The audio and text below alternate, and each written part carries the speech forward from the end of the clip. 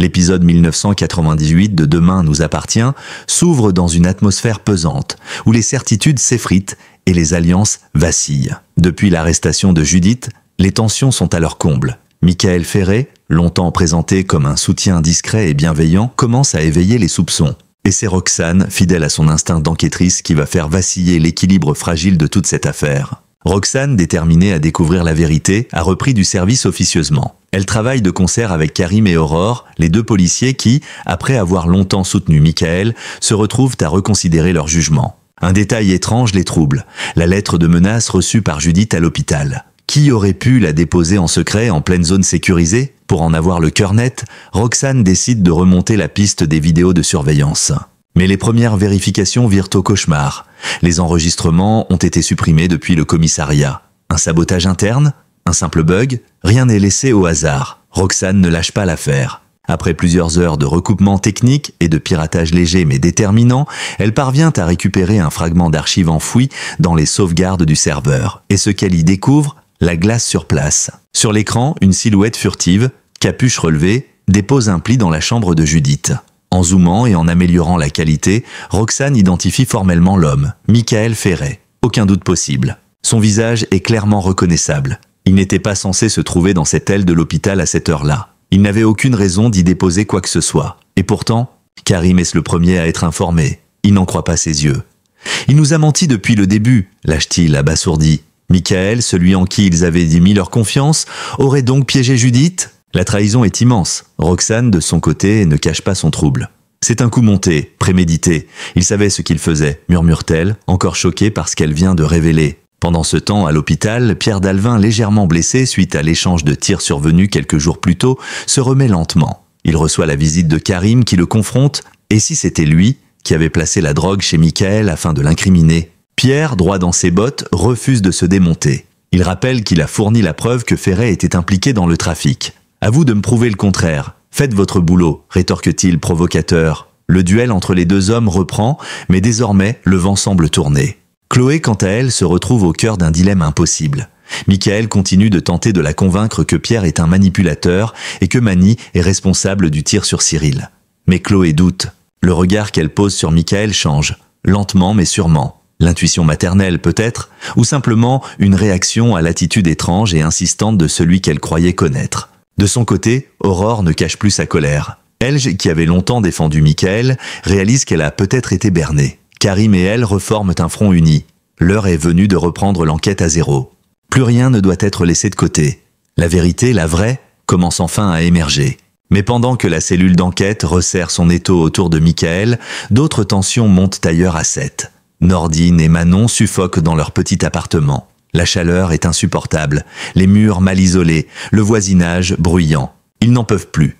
Le couple, autrefois enthousiaste à l'idée d'avoir leur chez-soi, commence à douter. Et si c'était une erreur? Le souvenir de la villa familiale leur revient en mémoire. Un retour est-il envisageable? Sylvain, lui, se débat avec un autre genre de pression. Christelle, en proie à une angoisse incontrôlable, s'agite pour préparer la venue de sa sœur Annie. Professeure exigeante et au caractère bien trempé, Annie est perçue comme une figure autoritaire. Christelle veut à tout prix faire bonne impression. Résultat, elle devient insupportable selon Sylvain qui se confie à son ami Bruno. Elle veut que tout soit parfait. « Je vais exploser », soupire-t-il. À travers tous ces fils narratifs, un point commun se dessine. Le doute. Plus personne ne sait à qui faire confiance. Les alliances se font et se défont. Les masques tombent un à un. Et dans cette partie d'échecs qui se joue à 7, Michael Ferré vient peut-être de commettre l'erreur qui précipitera sa chute. Après la révélation fracassante de Roxane, une onde de choc parcourt le commissariat de 7. Michael Ferré, jusque-là perçu comme un allié fiable, vient de perdre le peu de crédit qu'il lui restait. La vidéo, prouvant qu'il a déposé la lettre de menace dans la chambre de Judith, est irréfutable. Il ne s'agit plus d'un doute ou d'une intuition, mais d'un fait. Pour Karim et Aurore, l'heure n'est plus aux hésitations. Il faut agir vite et intelligemment, car Michael reste dangereux tant qu'il se sait libre. Karim, profondément affecté par la trahison, reprend les rênes de l'enquête avec une froide détermination. « On s'est tous fait avoir, mais c'est fini. Cette fois, on va au bout », dit-il à Roxane. Aurore, elle aussi, ravale sa colère. Elle a honte d'avoir été dupée, de ne pas avoir vu venir la manipulation. Mais elle transforme cette honte en rage constructive. Les premières heures de l'enquête reprennent, réexaminées avec un œil neuf. Le trio formé par Roxane, Karim et Aurore travaille dans l'urgence, mais sans précipitation. Ils reconstituent la chronologie des événements depuis la découverte de la lettre, croisent les témoignages, vérifient les horaires et surtout cherchent à comprendre le mobile de Michael. Pourquoi s'en serait-il pris à Judith? Et dans quel but? Voulait-il masquer autre chose? Un secret plus lourd encore? En parallèle, Chloé continue de recevoir des messages contradictoires. Michael persiste à l'approcher, la persuadant que tout cela est un coup monté, orchestré par Pierre Dalvin. Il joue sur ses émotions, sur la fatigue accumulée, sur les failles laissées béantes par les derniers événements. Mais Chloé, cette fois, n'est plus dupe. Quelque chose cloche. L'homme qui se tient devant elle semble de plus en plus désespéré. Et c'est peut-être ce désespoir qui le rend plus dangereux que jamais. Karim décide alors de confronter Michael directement. Pas d'arrestation officielle, pas d'interpellation brutale, juste un face-à-face dans un lieu neutre. Il veut lui laisser une chance de s'expliquer, de se défendre, peut-être même d'avouer. Mais Ferret se dérobe. Il nie tout en bloc, joue la carte de l'acharnement policier et retourne la situation « Vous êtes en train de me piéger pour couvrir vos propres erreurs », lance-t-il les yeux fuyants. Cette stratégie d'inversion des rôles ne fait plus illusion. Karim en a vu d'autres, il le pousse dans ses retranchements, évoque la vidéo, sans en révéler le contenu exact. Michael blêmit, mais ne cède pas. Il veut encore faire croire qu'il maîtrise la situation. Pourtant, Aurore, qui observe de loin, sait que le piège s'est déjà refermé. Il est trop tard pour lui. Dans une autre partie de la ville, l'étau se resserre aussi sur Mani. Le jeune homme vit dans l'angoisse depuis l'incident qui a coûté la vie à Cyril. Il se sait au cœur des soupçons, même si Judith a tenté de le protéger. Noor, qui le sent vaciller, décide d'intervenir. Elle lui montre une vidéo poignante de Pierre, hospitalisé, demandant à Mani de faire ce qui est juste. Ce message, empreint d'émotion, secoue profondément le garçon. Il revoit les scènes, les choix qu'il a faits, les silences qu'il a gardés. Il vacille entre culpabilité et peur. « Tu peux encore faire la différence, Mani » murmure Noor. Mais aura-t-il le courage d'affronter la vérité? Sa vérité? Pendant ce temps, Manon et Nordine continuent de suffoquer dans leur petit appartement. Les murs dégagent une chaleur étouffante. Les bruits de la rue les empêchent de dormir. La tension monte entre eux et chacun commence à regretter ce choix précipité. « Je me sens enfermé », avoue Manon, à bout. Ce n'est pas la vie qu'on voulait. Le rêve d'indépendance prend un goût amer. Le couple commence à envisager un retour à la villa, mais cette perspective a un prix, admettre l'échec. Du côté de Sylvain, l'ambiance n'est pas plus légère. Christelle, obsédée par la venue de sa sœur Annie, multiplie les exigences absurdes. Le moindre détail devient sujet d'angoisse. Le choix du vin, la disposition des couverts, la couleur des rideaux. Sylvain, qui voulait juste souffler et profiter d'un moment paisible, se sent pris au piège. « Elle va nous rendre fous », confie-t-il à Bruno, lors d'une tentative désespérée d'organiser une partie de pêche pour s'échapper du tumulte domestique. Et pourtant, au cœur de toutes ces tensions domestiques et professionnelles, une question s'impose, qui dit la vérité? Entre les faux-semblants de Michael, les silences de Mani et les provocations de Pierre, il devient difficile de démêler le vrai du faux. Mais Roxane, Karim et Aurore n'ont plus le choix. La justice doit suivre son cours. Et dans l'ombre, alors que chacun se positionne, Michael Ferret commence lentement à comprendre que ses mensonges ne tiendront plus longtemps. La chute s'annonce brutale. Depuis que la vérité commence à émerger au sujet de Michael Ferret, les fondations émotionnelles de Chloé vacillent dangereusement. Longtemps persuadée de l'innocence de Michael, elle se retrouve face à une série de révélations qui remettent tout en question. Son monde, déjà mis à mal par l'arrestation de sa fille Judith et l'agression de Cyril, semble sur le point de s'effondrer. Pourtant, malgré les signaux d'alerte, elle lutte encore intérieurement contre cette intuition qu'elle ne veut pas croire. Michael lui aurait menti depuis le début. Le visage bouleversé de Chloé en dit long. Elle revoit tous les moments passés avec Michael, toutes les paroles qu'il lui a dites, les regards pleins de certitude, les promesses de soutien. Était-ce du vent? Était-ce une stratégie pour s'approcher d'elle et manipuler les siens? Ou bien est-il un homme pris dans un engrenage qu'il ne maîtrise plus? Chloé ne sait plus. Son cœur vacille entre colère et incompréhension. Pierre, hospitalisé, reste quant à lui fidèle à son franc-parler. Lorsqu'il croise Chloé lors d'une brève visite, il ne mâche pas ses mots. Michael est dangereux. Il se sert de toi. Ouvre les yeux. Mais Chloé, écorchée vive par les événements récents, refuse d'être brusquée. « Et vous, vous êtes si différents. Vous avez mis ma fille en prison sans preuve », rétorque-t-elle amère. Pierre baisse les yeux, conscient que ses méthodes n'ont pas été irréprochables. Il murmure néanmoins « Je fais peut-être des erreurs, mais je ne mens pas ». À cet instant, Chloé comprend qu'elle est seule face à un dilemme impossible. Qui croire? Michael qui nie farouchement mais dont la vidéo retrouvée par Roxane le montre en flagrant délit. Ou Pierre, qui la confronte avec dureté mais semble aujourd'hui prêt à rétablir une part de vérité. Ce dilemme se heurte à une réalité encore plus cruelle. Judith risque un nouveau séjour en prison et tout repose désormais sur la révélation de la vérité. C'est alors que Chloé reçoit un appel inattendu de Karim. Le ton est grave, il lui propose de venir au commissariat pour visionner une vidéo. « Je préfère que tu vois ça de tes propres yeux. » Lorsqu'elle arrive, Roxane lui présente calmement la séquence. La caméra de surveillance de l'hôpital, récupérée après un travail minutieux, montre Michael entrant discrètement dans la chambre de Judith et déposant une enveloppe sous son oreiller. Chloé est pétrifiée, elle ne pleure pas. Elle ne crie pas. Elle reste figée, le visage vidé d'expression. Un long silence s'installe, puis elle lâche simplement. C'est impossible, mais les images sont là, irréfutables. La trahison prend forme, brutale, implacable. Roxane pose une main compatissante sur son épaule. On ne voulait pas que tu l'apprennes comme ça, mais il fallait que tu saches. Cette révélation agit comme une détonation. Chloé rentre chez elle, hébétée. Elle retrouve Alex, qui l'observe sans dire un mot. Elle s'effondre dans ses bras. Il nous a menti, Alex. Il a menti à tout le monde, à moi. La douleur de cette prise de conscience est déchirante. L'amour, la confiance, tout semble s'être effondré comme un château de cartes. Et Judith, enfermée dans sa cellule, reste victime d'un complot soigneusement orchestré. Dans un tout autre registre, les tensions continuent de s'accumuler du côté de Christelle. L'arrivée imminente d'Annie la met dans un état de stress invivable. Elle veut que tout soit parfait, au point de transformer la maison en champ de bataille. Sylvain, excédé, finit par exploser. Ce n'est pas la reine d'Angleterre, c'est ta sœur, et si elle n'est pas contente, qu'elle reparte d'où elle vient. Mais Christelle n'entend rien. Elle vit dans une bulle d'angoisse, incapable de relativiser. Manon, de son côté, tente de temporiser les tensions avec Nordine. Ils évoquent à demi-mot leur malaise, l'impression d'avoir fait le mauvais choix en quittant la villa. Le sujet devient récurrent. « On voulait vivre comme des adultes, mais je me sens plus prisonnière ici que chez mes parents, » dit-elle. Nordine acquiesce, impuissant. Ce couple, pourtant solide, commence à se fissurer lentement sous le poids du quotidien. Et au milieu de ce marasme émotionnel, une voix s'élève, celle de Nour. Elle tente une ultime tentative de persuasion auprès de Mani. Elle croit en lui. Elle croit en sa capacité à faire le bon choix, à parler. Le message de Pierre, filmé à l'hôpital, pèse dans la balance. « Ce que tu fais maintenant peut changer les choses pour Cyril, pour Judith.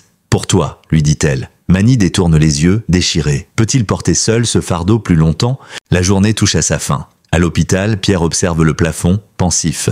Au commissariat, Roxane continue de fouiller les données numériques, traquant d'autres preuves. Et chez elle, Chloé reste assise dans le silence, un vide dans le regard. Le doute a fait place à la certitude. Michael a trahi. Reste à comprendre pourquoi et jusqu'où il est prêt à aller pour protéger son secret. Alors que les preuves s'accumulent et que les convictions changent de camp, Michael Ferré sent le sol se dérober sous ses pieds. L'homme au regard calme et posé, celui qui affirmait agir pour le bien de tous, n'a plus le contrôle. Chloé s'est éloignée, Karim l'affronte sans détour et Roxane a mis au jour une vérité que personne ne peut plus ignorer. Il a bel et bien déposé une lettre de menace à l'hôpital visant directement Judith. Pourquoi? Pour faire pression? Pour détourner les soupçons? Ou pour briser ce qu'il reste d'une famille déjà à terre? Dans l'intimité de son appartement, Michael s'agite. Il efface des fichiers, détruit des documents. Il sait que les minutes sont comptées. Il s'en veut d'avoir sous-estimé Roxane, cette jeune enquêtrice brillante et intuitive. Il s'en veut surtout de ne plus pouvoir manipuler Karim comme avant. Le jeu d'échecs dans lequel il s'était lancé commence à lui échapper. Et avec lui toutes les cartes qu'il pensait maîtriser. Mais Michael n'est pas le seul à se débattre dans les remous du doute.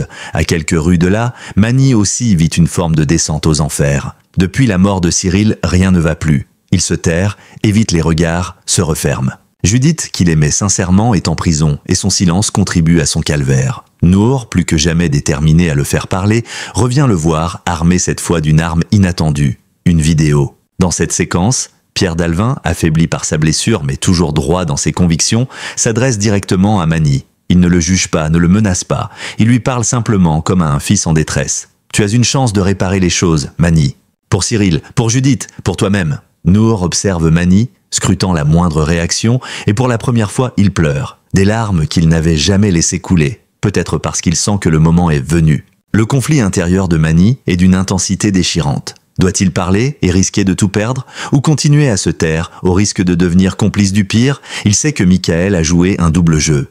Il sait aussi que les conséquences de ses actes pourraient faire basculer à jamais plusieurs vies. Nour, d'une tendresse désarmante, lui prend la main. « Tu ne seras pas seul. » Pendant ce temps, au commissariat, Karim et Aurore passent en revue les pièces du dossier. Grâce à la vidéo de Roxane, une réouverture formelle de l'enquête est décidée. Michael devient officiellement suspect. Mais il faut plus.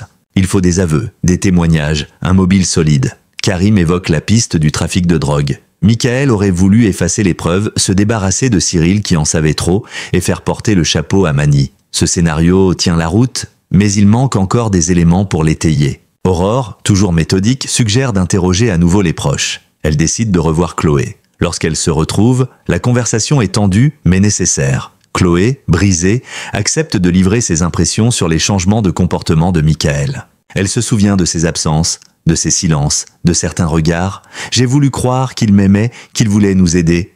Mais en réalité, je crois qu'il voulait nous surveiller, confie-t-elle, la voix cassée. Ailleurs, la tension familiale atteint son paroxysme chez les Moreno. Christelle continue de transformer la maison en centre de réception pour impressionner Annie, sa sœur si redoutée. Elle fait repeindre le couloir, change la vaisselle, commande des coussins aux couleurs coordonnées. Sylvain, à bout, menace de dormir dans le garage pour retrouver un semblant de paix. Bruno, témoin impuissant de cette mascarade, tente de détendre l'atmosphère en organisant un faux plan pêche. Mais rien n'y fait. Christelle est dans un tourbillon d'exigences absurdes, incapable de redescendre sur terre, et au milieu de ces microdrames, une urgence bien plus grave secoue la ville. Michael est désormais une cible. Il le sent, il le sait. Il ne lui reste plus beaucoup d'options. Il envisage la fuite. Mais où aller? Et surtout, que dire s'il est arrêté? Dans un élan de panique, il compose un message vocal qu'il envoie à Chloé. « Je n'ai jamais voulu te blesser. J'ai essayé de réparer des erreurs, mais parfois, on ne peut plus reculer. » Ce message, loin de l'apaiser, ne fait qu'ajouter à la confusion de Chloé. Michael parle par énigme, comme s'il cherchait à se dédouaner sans assumer. Elle décide alors de ne plus attendre. Elle contacte Karim, lui remet le message et lui dit d'un ton ferme « Faites ce que vous avez à faire ». La nuit tombe sur 7. Mani, seule dans sa chambre, regarde encore et encore la vidéo de Pierre. Les mots résonnent dans sa tête. La peur est là, mais aussi une forme de libération. Il prend son téléphone, compose un numéro, puis hésite. Nord, à l'autre bout du fil, décroche « Allô ?» Il ne parle pas, mais elle comprend. Quelque chose est en train de changer. Un calme apparent s'est abattu sur 7, mais il n'est qu'illusoire. En coulisses, tout s'accélère. Michael, acculé, commence à perdre pied. Il multiplie les erreurs, les silences suspects, les messages ambigus. La police, désormais unie autour de Karim, Aurore et Roxane, resserre son filet. L'étau se referme doucement, mais sûrement, sur celui qui se pensait encore maître de la partie. Karim reçoit Chloé au commissariat pour recueillir officiellement sa déclaration. Elle parle d'une voix blanche, encore sonnée par la trahison. Elle évoque les moments partagés avec Michael, les petits détails qui, rétrospectivement, prennent un autre sens. Les changements de sujet, ses absences inexpliquées, sa manie de toujours poser des questions sur Judith et Pierre. À mesure qu'elle parle, Karim complète le puzzle. Michael ne jouait pas seulement un rôle auprès de Chloé. Il préparait méthodiquement un plan pour détourner les soupçons, manipuler les preuves et orienter les enquêteurs vers d'autres cibles. C'est à ce moment-là qu'une alerte retentit dans le bureau de Roxane. Elle vient de recevoir une nouvelle série de données cryptées provenant d'un disque dur effacé par Michael. Après un long travail de récupération, elle accède enfin à un dossier intitulé « Dossier J ». À l'intérieur, plusieurs documents, relevés de communication, notes manuscrites, scannées et une photo, celle d'un sachet de comprimés dissimulé dans une boîte de céréales. La boîte est identique à celle retrouvée chez Judith. La preuve d'une mise en scène? Karim n'hésite pas. Il contacte immédiatement le procureur pour obtenir un mandat de perquisition étendu. Cette fois, il ne s'agit plus d'un soupçon. C'est une opération de déstabilisation, une tentative claire d'incriminer une innocente. Michael Ferré entre dans une nouvelle dimension judiciaire, celle d'un manipulateur en puissance. De son côté, Mani a passé une nuit blanche. Son échange silencieux avec Nour a laissé une empreinte forte. Il sait ce qu'il doit faire. Au matin, il se rend au commissariat, seul. Dans le hall, il croise Roxane, qui le reconnaît immédiatement. Il n'a pas besoin de parler. Son regard suffit. Roxane le conduit dans une salle d'interrogatoire. Quelques instants plus tard, Karim et Aurore le rejoignent. Assis, les mains jointes, Mani regarde droit devant lui. « J'ai quelque chose à dire. » La déclaration commence. Il raconte tout, la soirée de l'accident, le moment où Cyril l'a menacé de tout révéler, la pression mise par Michael pour qu'il garde le silence. Il parle du trafic, des liens entre Michael et les dealers du port et de cette peur constante de trahir ceux qu'il aime. Il avoue avoir vu Michael manipuler la scène du crime, mais il nie avoir tiré. « Je ne l'ai pas tué, mais je l'ai vu tomber. » Le témoignage de Mani est capital. Il éclaire d'un jour nouveau les événements tragiques des dernières semaines. Aurore prend note de chaque mot, Karim reste concentré. Ils savent que ce récit, s'il est vérifié, pourrait faire tomber Michael pour de bon. Mais ils savent aussi que Mani, bien qu'ayant gardé le silence trop longtemps, reste avant tout une victime. Un garçon paumé, pris dans un engrenage trop grand pour lui. À l'hôpital, Pierre reçoit la visite inattendue de Noor. Elle lui annonce que Mani a parlé. Pour la première fois depuis longtemps, Pierre laisse entrevoir une émotion, un soupir de soulagement. Il n'est pas trop tard alors? Noor hoche la tête, émue. Elle a cru en lui, envers et contre tous, et cette confiance a porté ses fruits. Pendant ce temps, Michael sent le vent tourner. Il apprend que Mani s'est rendu au commissariat. Il comprend que le silence de ses anciens alliés ne signifie plus protection, mais abandon. Il tente alors un dernier coup de bluff. Il envoie un message à Chloé, lui proposant un rendez-vous. « Une dernière fois, je veux t'expliquer. » Chloé, contre l'avis d'Alex, accepte. Elle veut comprendre, savoir pourquoi. Elle rejoint Michael dans un café discret en pleine journée. Lorsqu'elle arrive, il est déjà là, visiblement nerveux. Il tente de jouer la carte de l'honnêteté. « Je t'aimais, Chloé. Tout ce que j'ai fait, c'était pour te protéger. » Mais Chloé ne tombe plus dans le piège. Elle le regarde, calme, déterminée. « Tu ne m'as jamais protégée. Tu as utilisé ma douleur, tu as trahi ma fille. » Au même moment, Karim, prévenu par Roxane, encadre le café avec une équipe. Ils attendent à la fin de l'échange. Lorsque Michael quitte la table, pensant s'en aller librement, il se retrouve face à Karim, menotte en main. « Michael Ferret, vous êtes en état d'arrestation pour tentative de subornation de témoins, falsification de preuves et obstruction à la justice. » La scène est silencieuse. Michael ne dit rien. Il baisse les yeux. Son masque est tombé. Chloé, à quelques mètres, le regarde être emmené sans un mot. Elle ne ressent ni vengeance, ni satisfaction. Seulement un immense vide. Quelques heures après l'arrestation de Michael Ferret, une étrange accalmie s'installe à Sète. Le soleil baigne la ville d'une lumière douce, presque ironique, tant les jours précédents furent marqués par la tension, le mensonge et la douleur. Mais c'est peut-être le propre des orages les plus violents. Ils laissent derrière eux un silence chargé de sens, un espace pour reconstruire. Au commissariat, Karim et Aurore débriefent les derniers éléments de l'enquête. Michael a été placé en garde à vue. Les premières auditions confirment ce que tout le monde redoutait. Il a manipulé les preuves pour orienter les soupçons vers Judith, tout en dissimulant ses liens avec un trafic de stupéfiants auquel Cyril s'opposait. Le mobile semble limpide.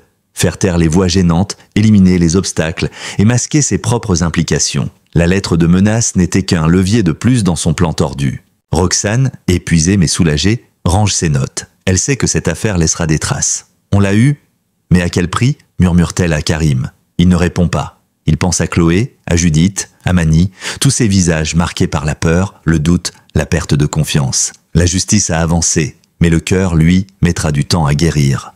Chloé, justement, retrouve Judith au parloir. Mère et fille se regardent longuement sans parler. Puis Chloé pose la main sur la vitre, un geste simple, mais chargé d'émotion. Judith, encore choquée par tout ce qui lui est arrivé, commence lentement à se détendre. Elle sait que la vérité émerge enfin, que Michael ne pourra plus nuire. « Il faut encore attendre un peu », dit-elle, « mais on va s'en sortir. » En parallèle, Mani, après avoir livré son témoignage, est pris en charge par un psychologue du commissariat. Il a enfin brisé le silence. Il ne cherche pas à se dédouaner, mais à réparer. Noor l'accompagne dans cette démarche. Elle reste à ses côtés, jour après jour, refusant qu'il affronte seul les conséquences. Elle croit en lui, malgré ses erreurs. Leur lien, renforcé par l'épreuve, prend un nouveau sens. À l'hôpital, Pierre poursuit sa convalescence. Il reçoit la visite surprise de William, accompagné de Marianne. Le médecin, d'abord distant, se montre enfin bienveillant. « Vous avez pris des risques, mais au final, vous aviez raison sur Michael », concède-t-il. Pierre esquisse un sourire fatigué. « Ça ne rendra pas Cyril à la vie, mais au moins, on saura pourquoi. » Loin de tout triomphalisme, l'homme reste humble. Il a été blessé physiquement et émotionnellement, mais sa persévérance a permis de faire éclater la vérité. Chez les Moreno, la venue tant redoutée d'Annie se transforme en scène comique. Loin d'être la diva que Christelle avait décrite, Annie se montre simple, chaleureuse, un brin ironique. Elle s'amuse de l'excès de zèle de sa sœur. « Tu as fait repeindre le couloir pour moi ? Et changer les rideaux ? Tu devrais plutôt changer ton mari, il a l'air au bout du rouleau », lance-t-elle en riant. Sylvain, soulagé, retrouve son humour. La famille, après la tempête, retrouve son équilibre, un peu cabossé, mais sincère. Quant à Manon et Nordine, ils prennent une décision difficile mais salutaire, quitter leur appartement étouffant. Loin de vivre cette décision comme un échec, ils y voient une reprise en main. On a cru qu'avoir notre chez nous suffisait à être heureux. Mais en fait, c'est ce qu'on y construit ensemble qui compte, résume Manon. Le couple se rapproche à nouveau, plus mature, plus uni. En fin de journée, Chloé se rend seule sur la plage, un endroit où elle aime réfléchir. Le vent léger caresse son visage, les vagues bercent le silence. Elle ferme les yeux, pense à Judith, à Cyril, à Michael, à tous ceux qui ont été pris dans la spirale de cette affaire. Elle n'en veut plus à Michael, pas vraiment. Elle ne comprend pas ses motivations, mais elle sait que les blessures qui l'ont poussée à agir n'excusent rien. Elle choisit de ne pas nourrir la haine, seulement de protéger les siens, à l'avenir. Karim la rejoint peu après. Il s'assoit à côté d'elle sans dire un mot. Ils regardent la mer, ensemble, dans un silence complice. « Tu sais, Chloé, on n'est jamais totalement préparé à ce genre d'histoire. » Elle acquiesce, et pourtant il faut continuer. Pour Judith, pour tous ceux qu'on aime.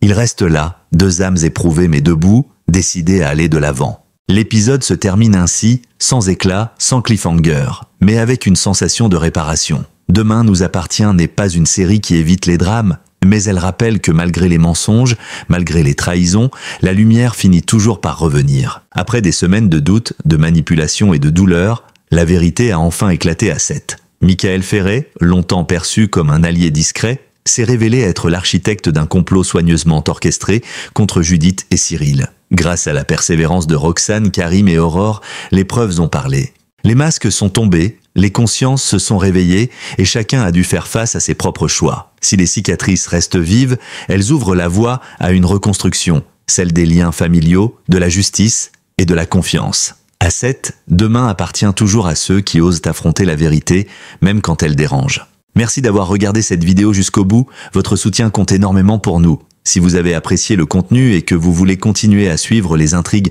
passionnantes de Demain nous appartient, n'hésitez pas à vous abonner à la chaîne et à activer la cloche pour ne rien manquer de nos prochaines analyses et résumés. Dites-nous en commentaire ce que vous pensez du retournement de situation autour de Michael.